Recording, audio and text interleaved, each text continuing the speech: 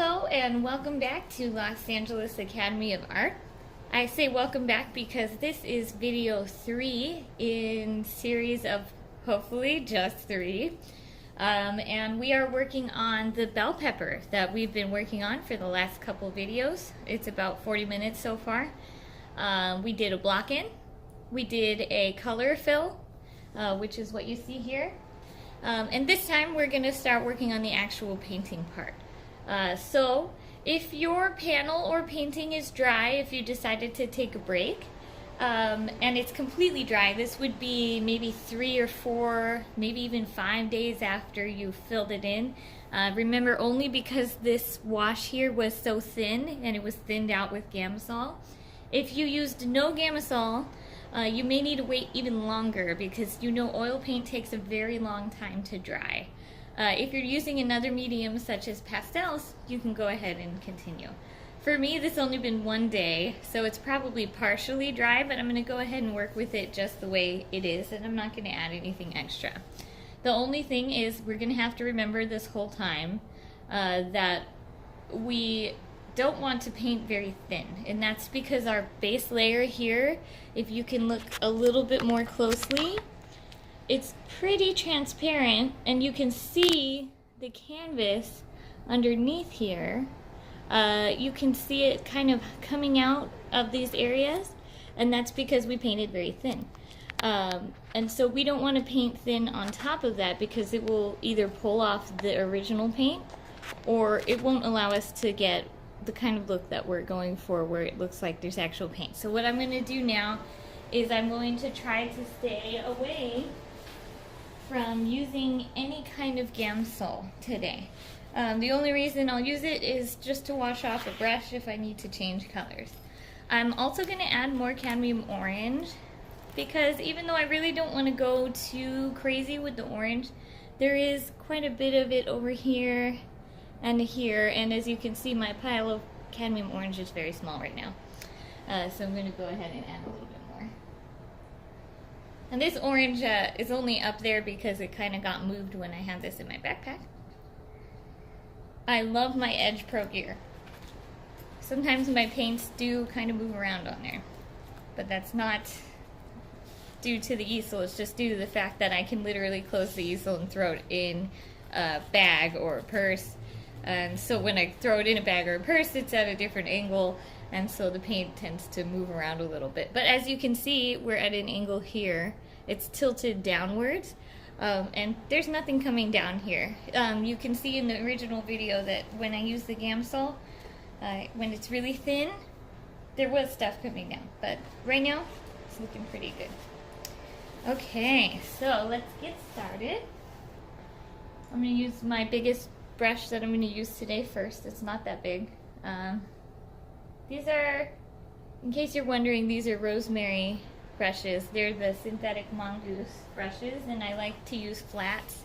I'm also super into rounds right now, but I don't have any of the mongoose rounds, so to keep it consistent, I'm just going to use mongoose flats for this one. Okay, so now we're going to start looking at shaping this bell pepper, making it look more, real. And then remember that when we originally had our cad red, even though this looks very, very close to this actual color, because the light is quite cool, we wanted to tone it down a bit. So I was taking a little bit of Viridian and some of this Winsor Newton olive green, and just making it, see how it just dulls it out a little bit. I like that. Today, I'm going to make my piles of paint a little thicker.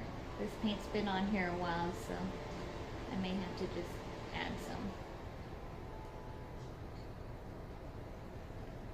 And a little bit more gradient.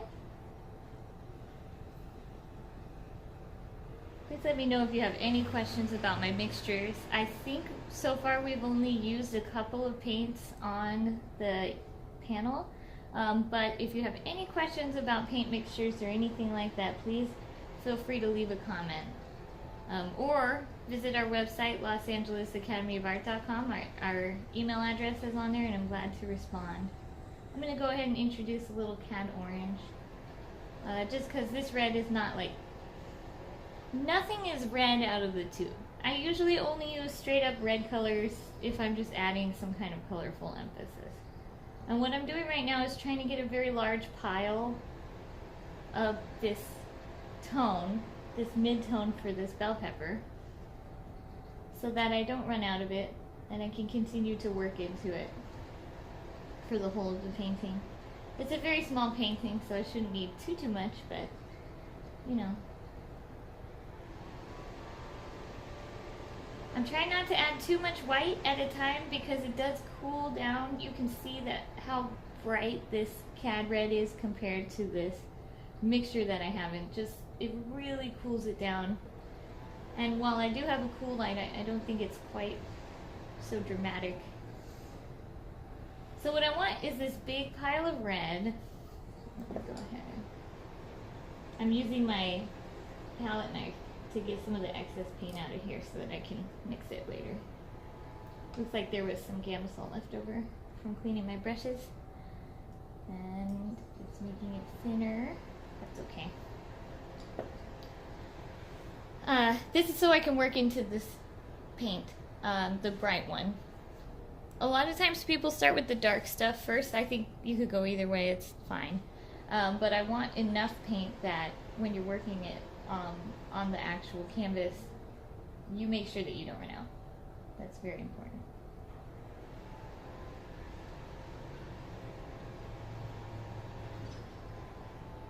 Now I'm starting to put in just the really bright areas. I'm going to start differentiating these, so I'm going to add a little cad orange here in these areas where I see it, which is all around this part.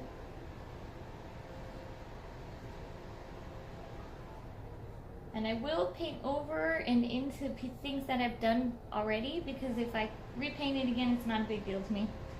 And, you know, painting into the other areas, whether you're satisfied with them or not. I actually see a little bit of this bright cad yellow. I know that the orange kind of gives that effect, but it's so bright over here that I'm going to go ahead and add a little cad yellow.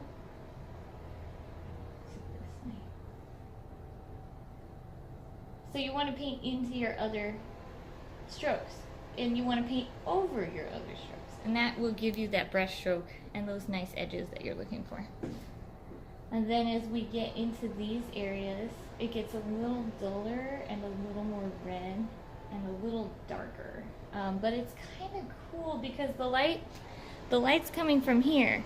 So even in these areas where you see a little bit of shadow, like right along these edges and here, it's kind of a cooler look because the light is so bright. So I'm going to actually add a little alizarin crimson. This is a tiny bit, so you can see just a tiny bit on my brush here. I'm not even going to get it too close to the other one. I don't want to mix them too much. And then I'm going to start to put in this area.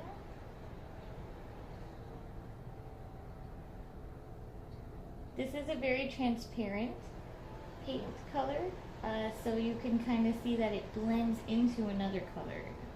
But on its own, it's kind of transparent, so you won't really see too much going on there.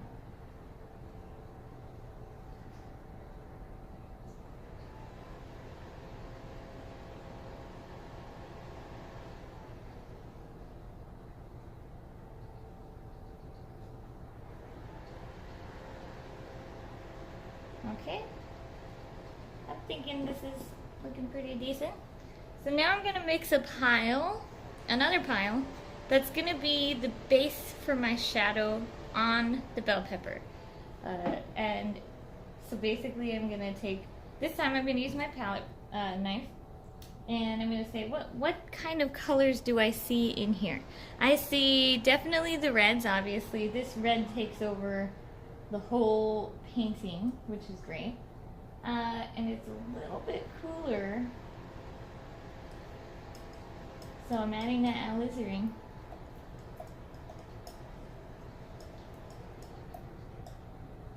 And definitely much darker than this. So if I have this so bright, I'm probably going to add some burnt umber, because it's a dark, dark, dark color, and some burnt sienna. So I'm just throwing that in there. There's not too much shadow going on in here, so I'm only going to make a little bit. It's pretty. I'm going to add a little bit of this green just to kind of darken it. And this green is kind of warm, so it doesn't ruin the effect of my thing. So another thing you want to look at is when you're on your palette. I have a gray tone palette. This is very good for me because, of course, look here we have gray, here we have gray. So this pile is much darker in value, and as you recall from the first video, value is how light or dark something is. So this is darker value than this. And so when we have painting, we want to separate it into lights and darks. All the shadow area is going to be in this darker value. All the lights are going to be here, and the highlights and my darkest darks are going to be even darker and even lighter. So I'm going to keep darkening this up because I don't think it's quite as dramatic as I want it to look. Just be sure when you're doing the shadow side that everything comes from a darker value.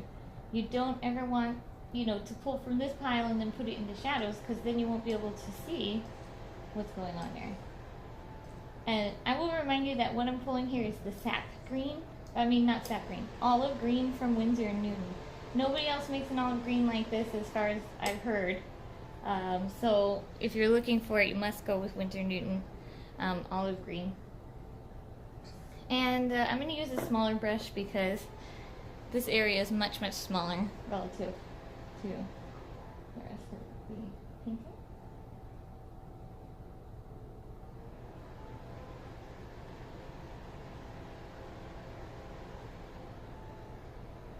So you can see we got that bright, rich red in there. And then down near the bottom shadows here, I see a lot of the transparency of that bell pepper from the light. So you can see that the light's directly hitting here. And a lot of this is kind of translucent. So when I go to do that area, I'm going to add more of my lights back in. But first I'm going to try to get in these darker areas. See, even though I cooled it down with that green, it's still very, very warm and very, very rich, which is exactly what I was looking for.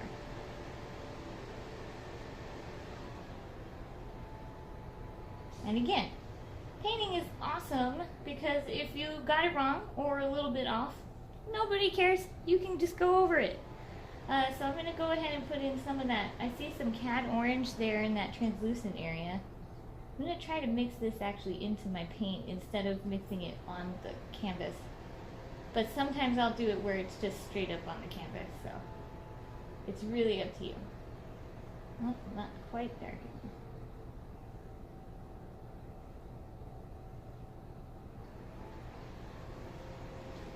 Okay, so now I see that it's kind of hard to get it to mix on the palette. It's not really coming up with the idea I want, so what I'm going to go ahead and do is put these shadows in with the regular shadow color.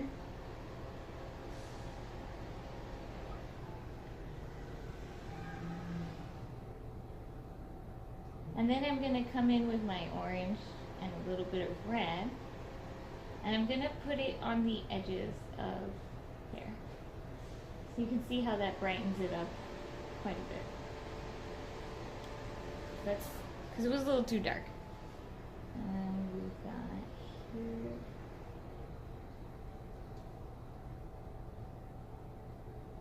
Now I'm starting to go back into my lights so that I can refine this edge here.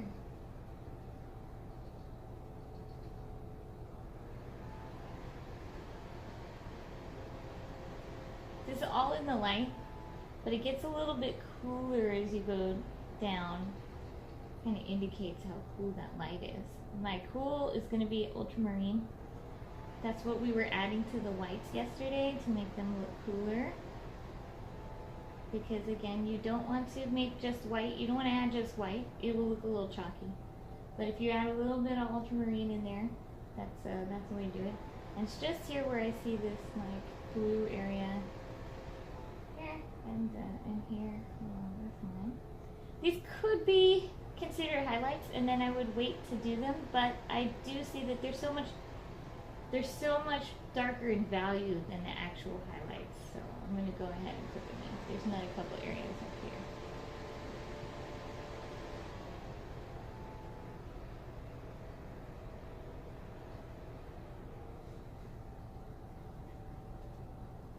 Okay, got some going on here. So now I'm gonna try to tell you my thought pattern while I start working into making these very clear shapes. So we've got a little bit of a definite shadow here. We're talking about this shadow right here. I'm gonna go ahead and start working that in. But I like to cycle around my painting. I like to go from one place to another to another. If I get too focused on one area, I tend to overwork it. And I get to the point where nothing else can be done, and it doesn't really look that great. So, and I'm pulling from both the light and the shadow, just depending on what I feel I need to put in.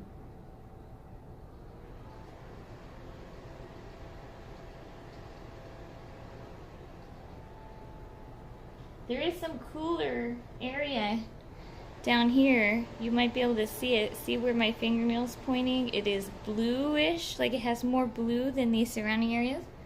So I'm gonna go ahead and put some coolness in there. This is all from that cool light that's on it.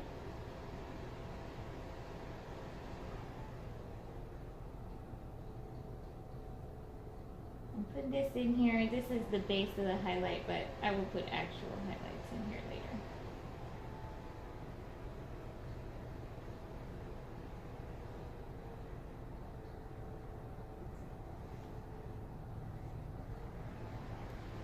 And for me, I'm not too careful about drawing. I just, it's a bell pepper, so it looks cool kind of no matter what I do. I can't really ruin it, I feel like. Some darkness right here. And actually it goes pretty dark and slightly cool in there. So I'm going to take a tiny bit of ivory black. See how dark that got just from that tiny bit of ivory black. And I'm going to kind of emphasize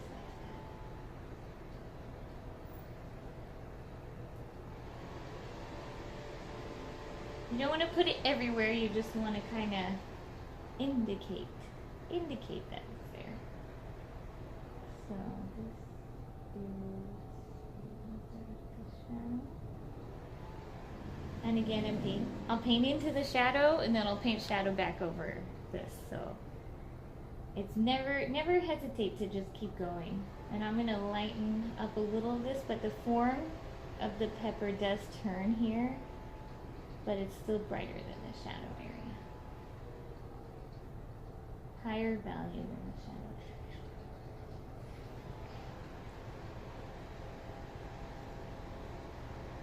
So one thing I want you to do when you're painting, if you're not doing this already, make sure you step back and look at your painting from a different angle.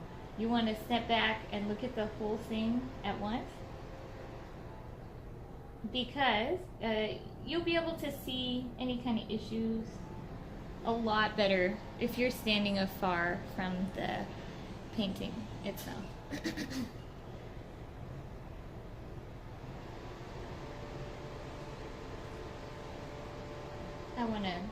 This is so bright. In the actual bell pepper, it is this bright.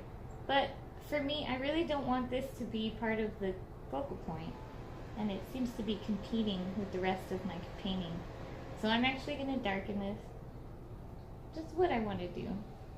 These are things you can think about. You don't have to. If you paint it the way you see it, it will still be good.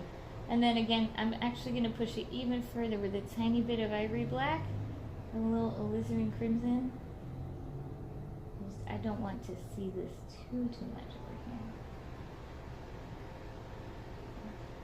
But I like that tone that I got, so I'm going to add that to some of my shadow area.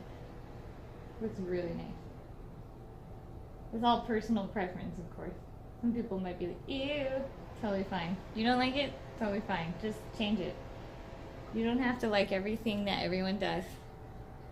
It's cool. I love art because, you know, even if you have 100 people in the same room painting the same bell pepper, you're going to see 100 different paintings. And one could argue that the exceptions would be like the Florence Academies. No, I think even theirs are quite different. Okay, so now I'm actually going to fill in this stem because it's now become a very important piece in how I'm going to lay out more of my shadows. And so I use sap green for almost everything. This one is cool though too. It has some coolness to it. So I'm actually going to use a little Viridian with my sap green. And then almost the whole thing is bright. So I'm taking some titanium. And remember, when we use titanium, make sure to add some ultramarine. For me, this ultramarine is Williamsburg. You don't need that much to give it the ultramarine effect. See, when I shade it here, you can actually see the ultramarine still, even though I already mixed it. But I was using Lucas 1862, I think that's what they're called. And those guys, the ultramarine, you need a lot more. Because they have that great buttery consistency. Wow, that's almost exactly what I wanted here. And so the buttery consistency kind of dilutes the pigment a little bit, unfortunately. You do get that. It's so easy to work with, but the drawback is that you have to use more. Ooh, I might take this right off of this knife with my brush. So now I'll use Gansol to wash off this brush so that I can use it for this stem. But I want it pretty dry. I'm trying to not dilute anything. So I'm actually gonna take this right here off this brush, or off the knife with my brush. Oh, what a lovely color. I love it. And just paint what I see.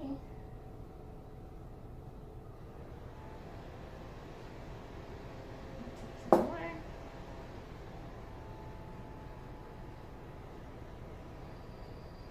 Now before each stroke, I mean, we might put one or two down at once, but before each set, you see me pause.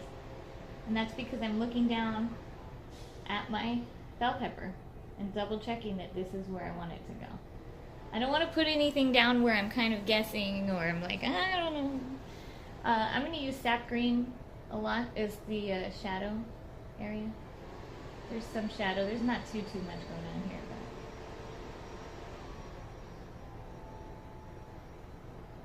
but a little bit more sap green here.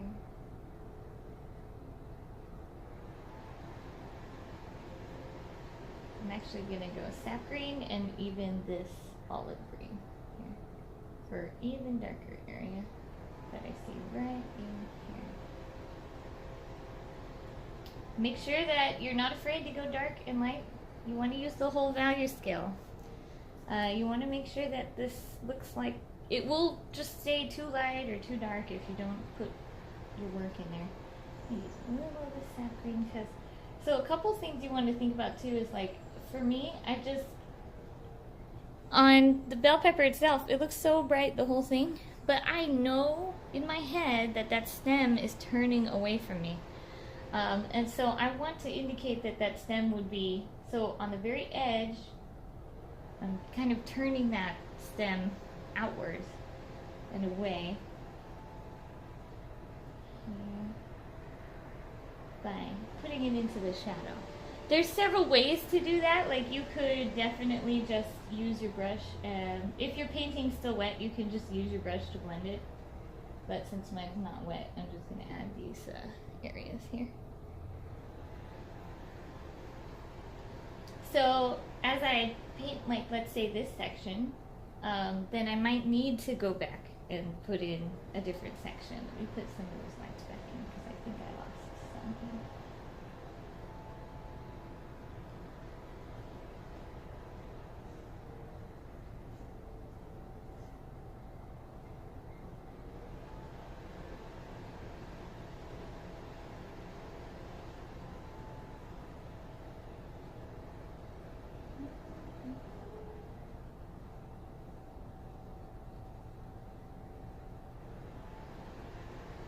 So now that I've painted this section, I really need to go back and put in some of that background, because as you can see, it looks like it blends here. It doesn't. It's actually detached from the background.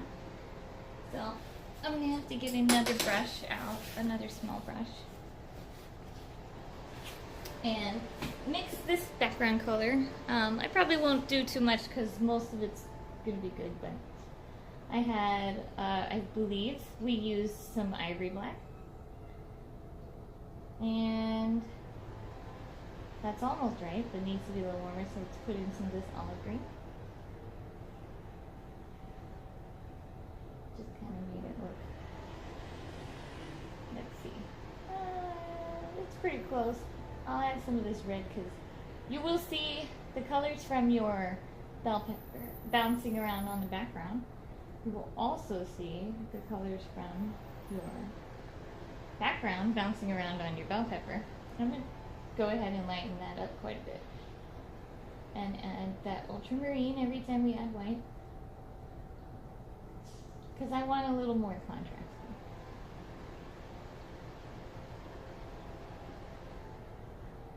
Well, maybe not that much contrast. Oil paint is very forgiving, so you can just paint over it. And then let's cut in some of this to be more defined here. I still think that that's a little bit not quite warm enough, so I'm going to add a little more of that red in there. And a little brown. And then I'll kind of drag it out, make it look like that was intentional.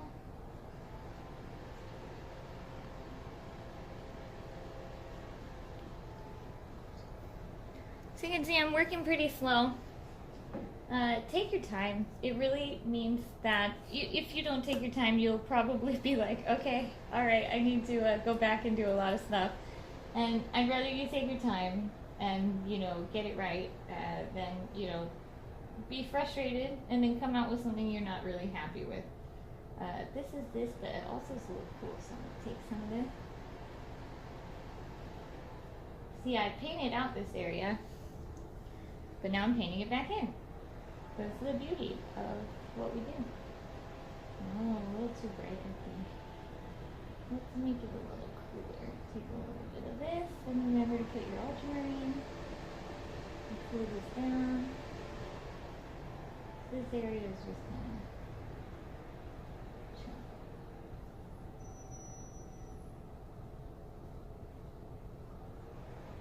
It has a lot of influence from the background too. Yep, I like that.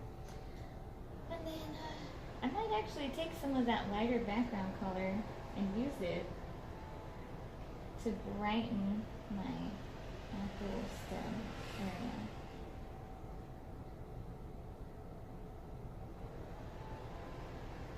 Only a little bit of area here that's a little clearer. So you see, now that I've toned down a little bit of that green, it makes it a little more harmonious.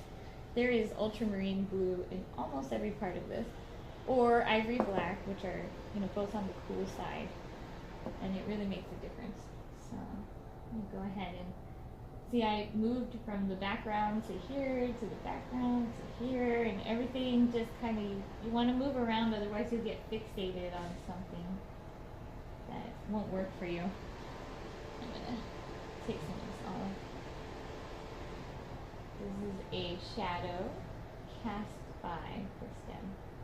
So I want it to be quite dramatic, because it looks pretty dramatic to me.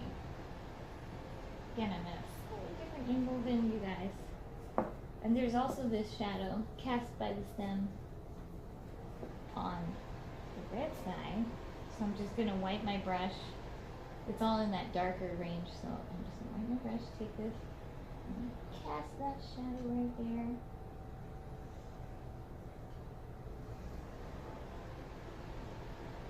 Like this, because you know, I painted in this stem real big, real sloppy, but I'm gonna go around the edges and paint back into it. That's what I keep saying, you know, don't worry too much. And then I see like this really awesome area with this bright red It's a little brighter than I wanted, but I try to keep things subtle until the end, but sometimes I just really want to put in that cool, awesome looking bright red color. So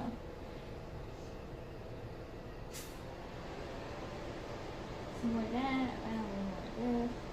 That's the winter green. I just want to make it real clear that this is a shadow cast by this stem. So I'll go back into this green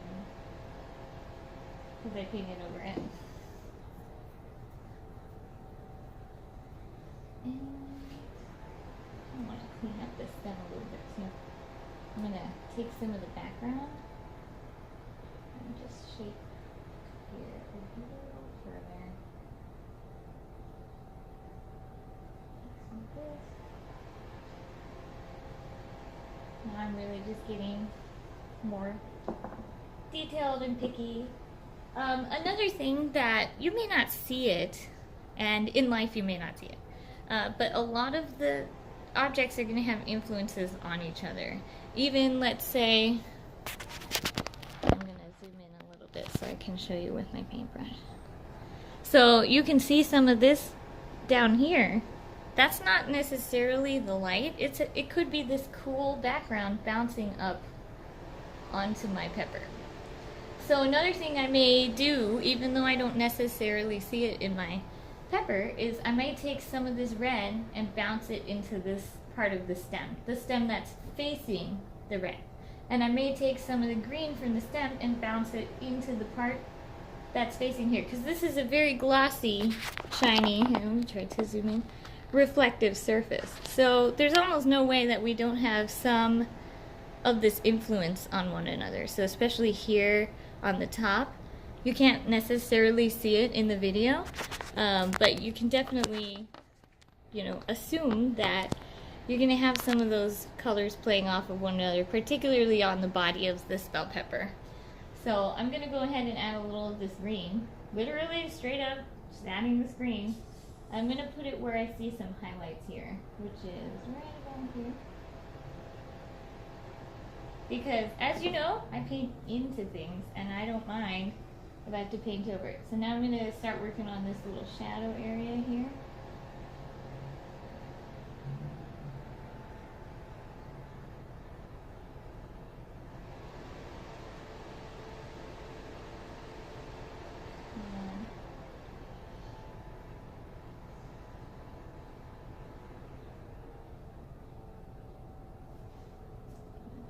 Clean off my brush a little more.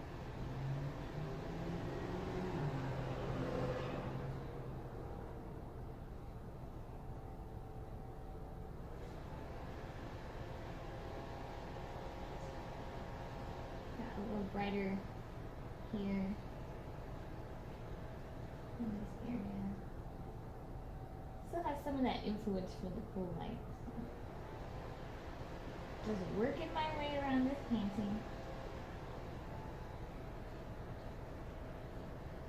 And there's a bright area. Right here.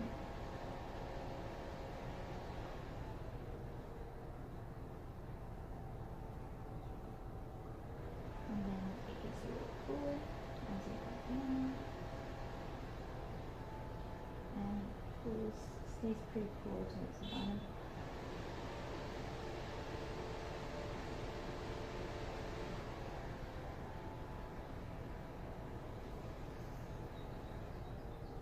So I might make some decisions about whether I want it to be super bright. There's a little bit more orange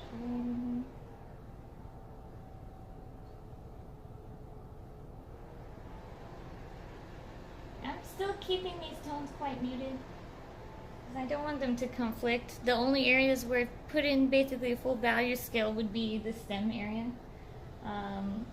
Because most of the subtleties in here are in the same range. They're in that, they're in that range where it's like the midtone. So there's this little turn here that I like in this orange. I like it. And so I'll emphasize it here. So I'm keeping it still pretty muted. Okay, so now I want to go ahead and I'm going to start putting in my darkest darks and my lightest lights, because this is about as far as I'm going to take it in the middle with no influence. So I remember when we did this, we used ivory black, we used a lot of burnt sienna, I think a little burnt umber, and some ultramarine blue. I'm going to try to get that again. I want it to be super warm, so maybe I added some cad red too.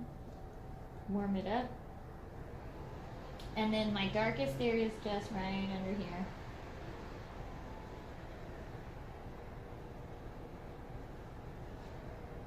See, as I am painting, you can see that I'm painting into things. So I don't necessarily have to worry about exactly where it is the first time.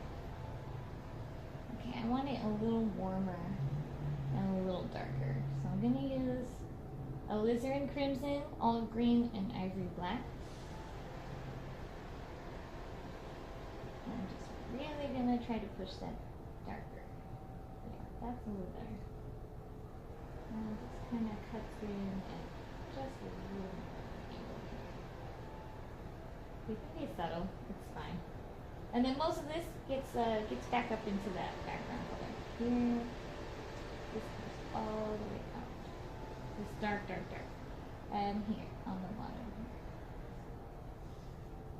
So now you can see it really coming forward and popping. I have some of this background color, so I'm going to kind of add that, because as you get that shadow gets farther away from the object, it's going to have more of the influence of what's surrounding it. So this is what's surrounding it. And then I want to actually raise some of this, maybe cut it off a little bit more here.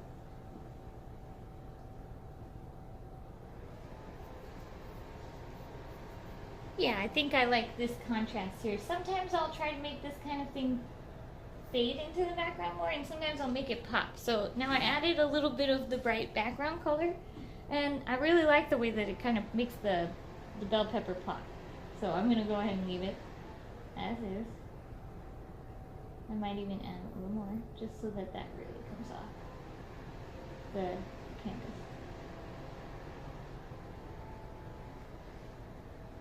And for backgrounds, you know, you get to really just decide what you want. I highly recommend just getting a bunch of different fabrics, and then you can decide what fabric looks best with your subject, what fabric looks best with how you can paint, because I know for me, it's not that I'm lazy, but I'm kind of lazy. So I don't really like to paint things that are really, really, like if I have a color that's going to be extremely challenging to mix, it means that I'm going to focus more on mixing the color than I am on the actual painting. And for me, that's like, it's never worth it.